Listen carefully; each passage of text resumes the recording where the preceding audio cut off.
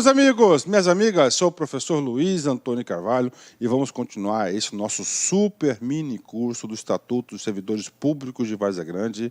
Eu tenho certeza, com a qualidade das aulas que eu estou ministrando para vocês, com o nível de detalhes, não estou deixando passar nada, o examinador pode querer elaborar qualquer questão desse assunto, que eu tenho certeza que você estará super preparado para a prova do concurso da Várzea Grande, né?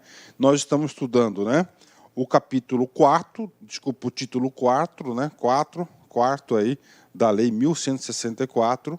Esse título 4 trata do regime disciplinar, é um dos assuntos aí que a banca gosta, né, gosta de cobrar. Por quê? Porque são os deveres, as responsabilidades, as obrigações que o servidor público tem, né?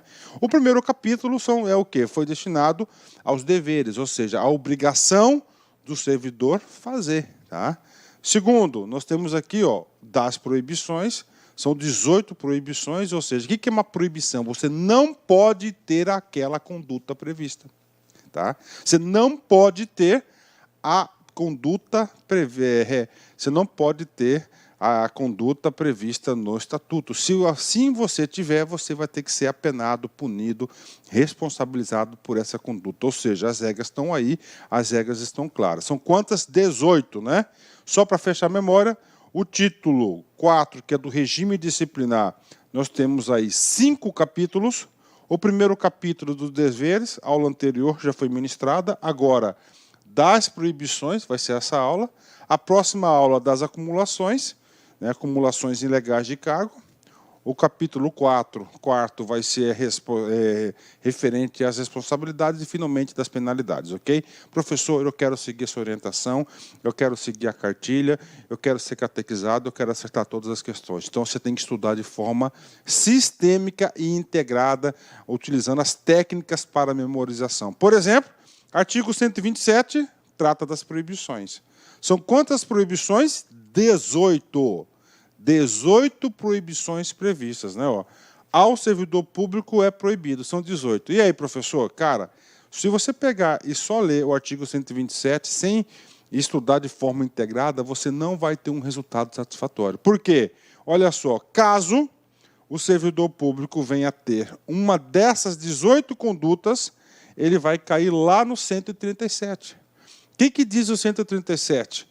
São penalidades disciplinares. A mais branda, repreensão, suspensão, demissão, cassação de aposentadoria ou disponibilidade, destituição de cargo em comissão. São as 5 penalidades previstas no Estatuto. É claro que a penalidade faz parte do regime disciplinar. Nós teremos aí uma aula somente das penalidades, não vai ser uma aula, vai ser uma aula um pouquinho mais longa, porque a gente vai explicar toda a forma integrada. E é muito importante, quando a gente chegarmos lá na penalidade, você já tem aí uma boa base de deveres, de proibições, de acumulações e de responsabilidades. Bacana? Por exemplo, olha só, são 18 proibições, né? Se você olhar atentamente no artigo 139, a gente vai estudar o 139 no momento certo, né? A repreensão será aplicada por escrito nos casos de violação de proibição constante no artigo 127, inciso 1 ao 9º, né? Então, ou seja, se o cara caiu na conduta prevista de 1 ao 9º, ele vai ter a pena de repreensão, né? Repreensão, só para a gente reforçar, tem mais opções, mais situações aí que cabe a pena de repreensão. E a inobservância do dever funcional. Dever funcional são as hipóteses previstas no 126. Ok, tem mais? Regulamento, regimento interno, ou norma interna, né? Por exemplo, tem a edição de uma portaria, olha aí. Uma portaria simples, né? O sujeito descumpriu e não observou essa portaria. Cabe a ele a pena de repreensão, né? Que não justifique imposição de penalidade mais grave. Ou seja, somente para reforçar que o aluno tem que estudar de forma integrada, né? Eu, professor Luiz, eu gosto de explicar o assunto de forma sistêmica, né? Isso ajuda muito na fixação do conteúdo, né? Vamos lá. Então vamos agora para o 127. 127, o servidor público é proibido, ou seja, uma conduta que ele não pode ter, não pode fazer, ok? Dever ao contrário, ele tem obrigação de fazer, né? Primeira, ausentar-se do serviço durante o expediente, sem prévia autorização do chefe, né? Então é o seguinte, regra geral, ele não pode se ausentar. Só pode se ausentar do serviço com autorização do chefe imediato.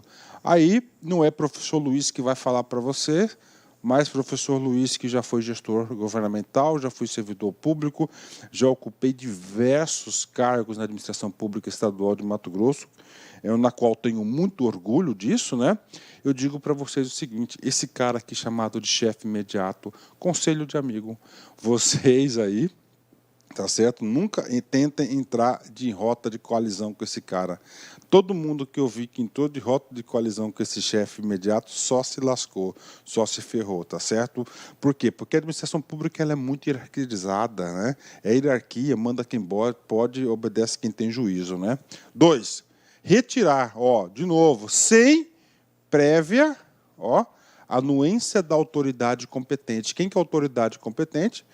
A primeira autoridade competente é seu superior hierárquico, né? Qualquer documento ou objeto da repartição, né? As coisas da repartição é para ficar na repartição. 3, recusar-se fé a documentos públicos, né? Essa recusar-se fé é recusar a verdade, né? Você tem que considerar ele como tem a fé pública, que ele seja verdadeiro e todos os atos que você expede também são dotados de fé pública, né? 4, opor resistência injustificada ao andamento de documento e processo ou execução de serviço, né? Então, qual que é a ideia da burocracia? Que os processos andem com fluxo normal, né? Então, você não pode opor nenhum tipo de resistência a essa tramitação. Se caso for assim, você pode ser punido aí, você está desrespeitando uma proibição do estatuto. 5, referir-se de modo depreciativo ou desrespeitoso às autoridades públicas ou aos atos do poder público, mediante manifestação escrita ou oral, olha aí, né? Ó, de forma desrespeitosa, de forma escrita ou oral, né? Podendo, porém, criticar o ato do poder público do ponto de vista doutrinário. Olha aí uma exceção, né? Você pode discordar, mas desde que se esteja fundamentado na doutrina, né? Ou na organização do serviço em trabalho assinado, né? Então, essa discordância tem que ser sempre por escrito, né? Então, aí, né? Olha que legal, né? Vamos lá, vou apagar aqui o quadro para a gente continuar. Item 6. Cometer a pessoa estranha à repartição, fora dos casos previstos em lei, o desempenho de atribuições que seja de sua responsabilidade ou de seu subordinado, né? E aí, professor? Aí, cara, eu já vi algumas situações assim, né? Agora posso falar porque eu não sou mais servidor público, porque se fosse na época que eu falasse isso, eu cometi o crime de prevaricação, né? Eu já vi, tá? Eu já vi situações, tá? Que o servidor leva o filho, leva a esposa para ajudar no serviço. Ah, professor, mas é minha esposa, é meu filho, ele sabe, ele quer ajudar, é muito serviço, né? Então, olha só, não pode. Por quê? Porque a administração pública ela é profissional. Você foi contratado, então você que deve fazer, mais ninguém. Você deve dar conta do seu serviço. Essa é a regra, né?